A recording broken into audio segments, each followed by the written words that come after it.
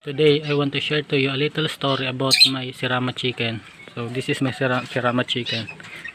This is tarugo and the hen start laying egg. But unfortunately the egg it seems to be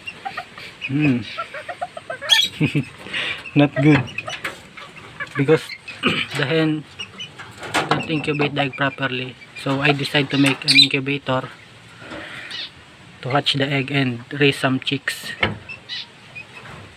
So I also have this little chicken here. I've been having a problem with my sirama chicken. My hen isn't incubating the egg properly, which means I can propagate them. It's been really frustrating and I didn't know what to do at first. But then I started thinking, maybe I can solve this problem myself.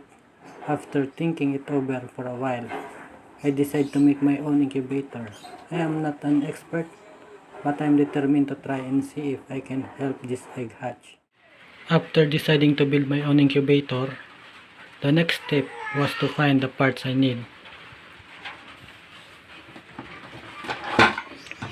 I have so many parts laying around here. So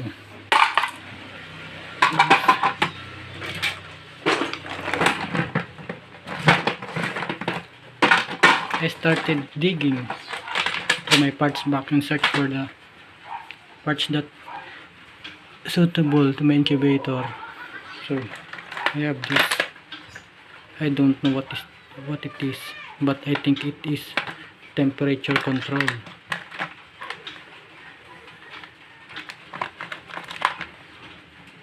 So I think I will use this.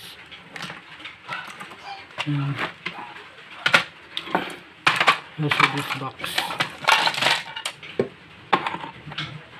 I will use this as a enclosure. So Wemos Wi-Fi. So I think I can make it IoT. And I use this. So this is Wemos D1. So some relays, turn off the heater and fan. So this is the HT11 humidity sensor. It was amazing how many things I collect over the time, and I was hopeful that I could find the parts that I need. So buck converter DC to DC. So I need a temperature sensor.